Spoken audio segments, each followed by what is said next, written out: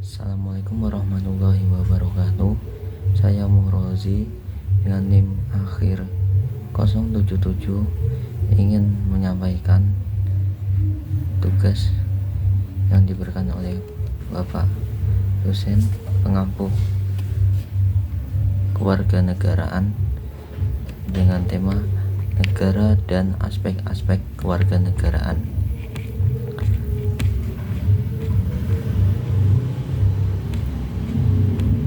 Yang pertama, pengertian kewarganegaraan. Kewarganegaraan dikenal dengan kata citizenship, artinya keanggotaan yang menunjukkan hubungan atau ikatan negara dengan warga negara. Menurut KBBI, warga negara adalah penduduk dalam sebuah negara berdasarkan keturunan, tempat kelahiran. Mereka punya hak dan kewajiban penuh sebagai warga negara itu. Warganegaraan adalah hubungan individu dengan negara. Kewarganegaraan menuju kebebasan dan warga negara memiliki hak, tugas, dan tanggung jawab tertentu.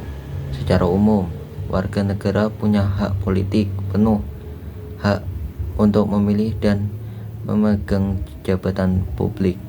Kewarganegaraan adalah bentuk kebangsaan yang paling istimewa. Istilah yang lebih luas ini menunjukkan berbagai individu dan negara yang tidak serta-merta memberikan hak politik. Selanjutnya, aspek-aspek kewarganegaraan. Yang pertama, kurikulum pendidikan. Kurikulum pendidikan merupakan pengembangan yang diaplikasikan untuk merangkum dari tujuan pendidikan dan menjadi pemegang dalam manifestasi pembelajaran pada semua macam interpretasi jenjang pendidikan.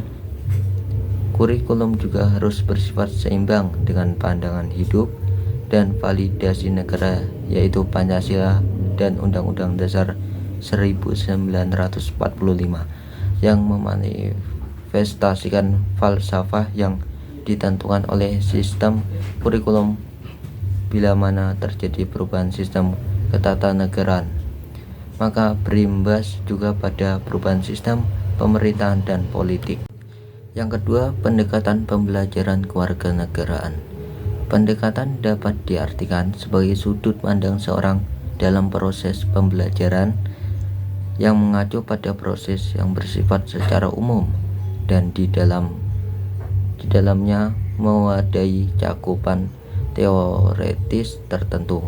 Dalam sasaran pembelajaran ini diharapkan dapat menumbuhkan ide saintifik setelah peserta didik bersangkutan dengan lingkungan atau peristiwa yang ada di sekitarnya.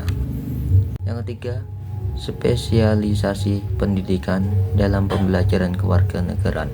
Sebagai seorang pendidik, tentunya harus mempunyai kapasitas dan pengetahuan yang cukup dalam melakukan pembimbingan kepada peserta didik untuk menumbuhkan rasa percaya diri dan semangat motivasi dalam belajar. Serta para pengajar memiliki kepribadian yang berbudi luhur dan demokratis. Dengan begitu dapat diketahui bahwa banyak tetangga dalam menjadi seorang pengajar atau pendidik. Seorang pendidik juga diwajibkan untuk memiliki keahlian khusus dalam membuat suasana kelas menjadi menyenangkan agar para peserta didik tidak akan merasa kebosanan selama berada di kelas. Yang keempat, buku teks atau sumber lainnya. Buku teks dalam pembelajaran kewarganegaraan sangatlah penting bagi peserta didik untuk memahami karakteristik kewarganegaraan itu seperti apa dan bagaimana aspek-aspek kewarganegaraan dalam pendidikan dan kehidupan sehari-hari. Dalam buku teks yang dipelajari juga harus menjelaskan secara terperinci tentang kewarganegaraan dan dibuat semenarik mungkin sehingga peserta didik tertarik untuk membacanya. Di era globalisasi sekarang ini banyak orang yang memanfaatkan media teknologi untuk mencari informasi, bahkan mungkin teknologi lebih mencakup banyak aspek dibandingkan buku teks. Yang kelima, penilaian. Media sosial atau media elektronik di zaman globalisasi saat ini tidak dapat terlepas dari anak muda di zaman sekarang. Hampir 24 jam, media sosial selalu menjadi pusat perhatian di kalangan kaum mudi-mudi. Arus globalisasi yang semakin hari semakin berkembang dapat mengalami kemunduran dalam budaya karakter bangsa Indonesia. Sebagai warga negara yang tahu akan karakter bangsa, seharusnya dapat mengembangkan kepribadian yang berakhlak, dan pengembangan kewarganegaraan harus diajak sejak dini untuk menumbuhkan karakteristik warga negara yang baik dalam karakter bangsa. Di sini kesimpulannya, pendidik kewarganegaraan dapat dinyatakan sebagai upaya dalam proses pendidikan karena memiliki aspek-aspek yang luas berhubungan dengan masalah politik ataupun pemerintahan dalam pengembangan warga negara. Dalam penguatan perencanaan yang baik dalam kewarganegaraan, tentunya yang harus didukung oleh berbagai hal, baik itu dari sisi kriteria, aspek, dan juga faktor-faktor yang mempengaruhinya. Dari sisi kurikulum, di mana kurikulum juga harus bersifat aktif dalam mendukung tercapainya kompetensi kewarganegaraan, yaitu kurikulum dapat mendorong perubahan yang selarasnya dengan perkembangan zaman, ilmu pengetahuan, dan teknologi.